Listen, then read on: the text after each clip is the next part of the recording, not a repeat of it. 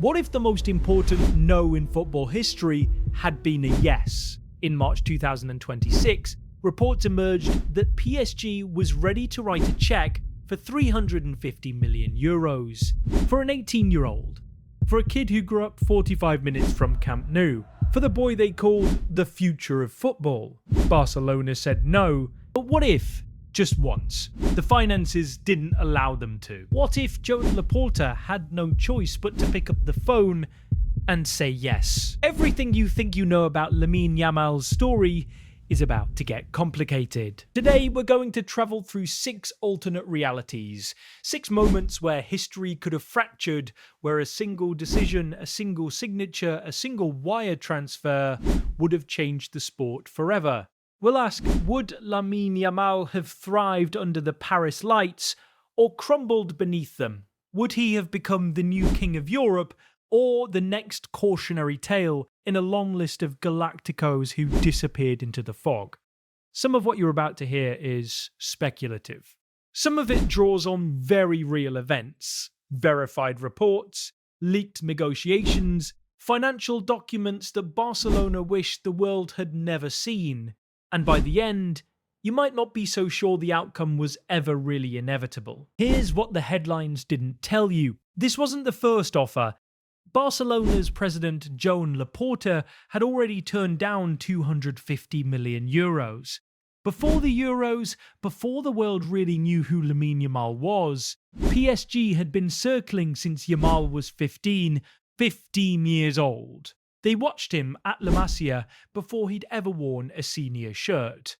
This wasn't opportunism, it was a plan years in the making. And yet Barcelona insisted the situation was simple.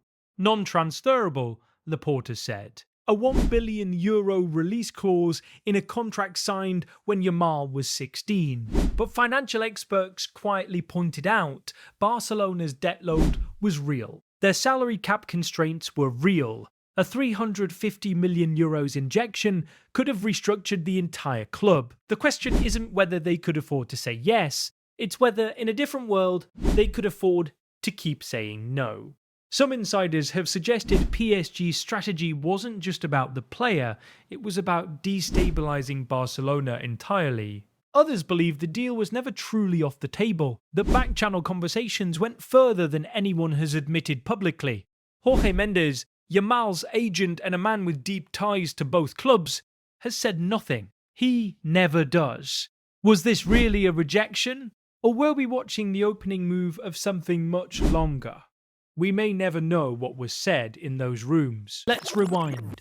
Paris, August 2017. A Brazilian superstar steps off a private jet with €222 million freshly transferred to Barcelona's account. Neymar Jr. has just become the most expensive footballer in history. The media calls it the future of football, the fans go wild, the Eiffel Tower shines gold for 3 nights. And then something goes wrong in our ultimate timeline. It's 2026. Yamal has just touched down at Charles de Gaulle. The world record fee paid, the number 10 shirt waiting. But there's a pattern that nobody in the PSG boardroom wants to talk about. Neymar never won the Champions League. Messi never won it in Paris either. The list of all-time greats who arrived at the Parc des Princes and left without the one trophy they came for is remarkable. And, slightly haunting, here's the contradiction that alternative history raises immediately. Yamal, at Barcelona, was surrounded by a system built around his natural game, Hansi Flick's press, the tiki-taka evolution, teammates who understood his instincts. At PSG, the sporting project had been rebuilt around collective structure under Luis Enrique. Could Yamal's game survive the translation, or would he, like so many before him, find himself isolated in a golden cage? There are 2 schools of thought. The first says the pressure of being a €350 million asset would have been psychologically crushing for a teenager, however gifted. The second argues that Yamal is built differently, that unlike Neymar, he was never running away from anything, he was always running towards something. Perhaps PSG would have been that something. Would the Parc des Princes have freed him, or consumed him? The ghosts of Paris don't answer that question easily. Now let's consider the scenario the optimists dream about. A Saturday night in Lyon, the Groupama Stadium packed to the rafters, PSG in all white, and somewhere on the right flank, a young man from Rocafonda, a suburb of Barcelona, about to do something impossible with the football. Look at the data. Lamine Yamal's numbers in La Liga: 23 goals and 22 assists in his last 60 league appearances, were produced against the most defensively organised league in Europe. Ligue 1, by contrast, has historically offered more space, faster transitions, and weaker average defensive depth outside of the top three clubs. The frightening possibility is this: in Ligue 1, Yamal might not have been contained at all, and yet this is exactly the argument Barcelona made privately against the move.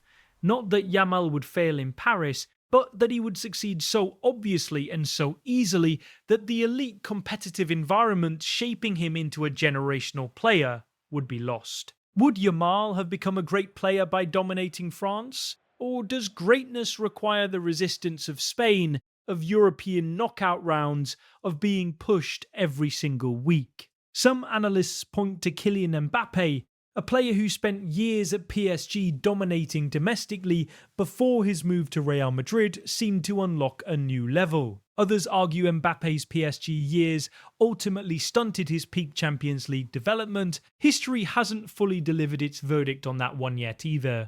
If Yamal had been scoring 40 goals a season in a weaker league, would we have seen his ceiling, or missed it entirely? But this story isn't only about Lamine Yamal, a team missing its gravitational centre. This is the other side of the alternate timeline. What happens to Barcelona when the kid they built their future around is gone? The numbers are stark. When Yamal missed games with an ankle injury in early 2025, Barcelona's attack measurably suffered, not just in goals, but in the rhythm and unpredictability that makes them dangerous. He is not merely a goal scorer, he is a disorganiser of defences. Removing him doesn't just create a vacancy in the right wing, it restructures the entire system's logic. And here the money question becomes complicated. PSG's €350 million would have given Barcelona extraordinary financial power, new signings, wage restructuring, perhaps the funds needed to keep other key players who departed due to salary issues. One where Barcelona crumbles without Yamal, another where the money rebuilds something arguably more resilient. Which future was better? For the club? For the sport? A small but serious school of thought among financial analysts argues Barcelona should have taken the €350 million, while also noting that no single player, however exceptional, should be worth that systemic risk. The club's debt structure makes the calculation genuinely ambiguous. Laporta called it easy. The numbers suggest it was anything but. Would €350 million have saved Barcelona, or bought them one generation of comfort while losing the soul of what makes them Barcelona?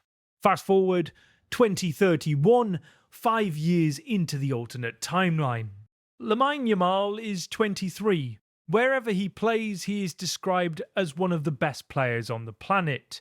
That part almost everyone agrees on, but the conversation around him is different depending on the path history took. The Ballon d'Or, the sport's most coveted individual award, has historically eluded those who win everything in domestic football but fall short in the Champions League. In our world, Yamal finished second in the 2025 rankings. In the alternate Paris timeline, would he have had the Champions League runs required to claim it? PSG have been finals contenders but final losers. The trophy cabinet tells a very different story there. Legacy in football is built not just on what you win, but on the narrative surrounding the wins. Yamal at Barcelona carries a myth. La Masia boy number 10 shirt, the heir to a lineage. Yamal at PSG would have carried a different myth. The most expensive teenager in history, the signing of the century, the boy who cost more than God. Both stories are compelling. They lead to different places in the history books. There's a deeper argument here about the economics of genius. Is a player truly worth €350 million? Does any transfer fee shape the player's actual output?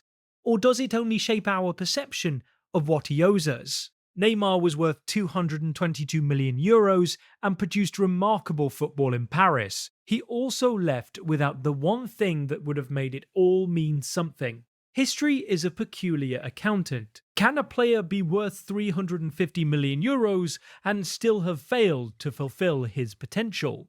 Or does the very size of the number redefine what success means?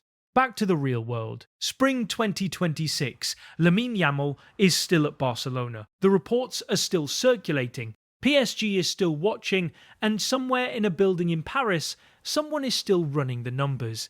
What we know for certain, PSG has tried multiple times. The offers have escalated. €200 million, €250 million being discussed. Barcelona has rejected every approach. Yamal has said he wants to be a legend at the club his whole life. He sounds certain, but we've heard that before. From Neymar, from Messi, from Dembele, and here is the final unsettling thought this video wants to leave you with. We are watching this story happen in real time. The alternate timeline we've been exploring today isn't finished. The transfer window opens again, the offers will come again. Barcelona's financial situation is not resolved. Yamal is 18 years old. The story has many chapters left. Every football fan who lived through August 2017 remembers exactly where they were when Neymar's move was confirmed. It felt impossible. It felt inevitable. It felt like history breaking open. History has a habit of doing that, suddenly, without warning, late on a Tuesday when everyone assumed the answer was still no. What if, one Tuesday soon, it isn't? The question this video started with is still unanswered, and that's the point. Some mysteries stay open, that's what makes them worth asking.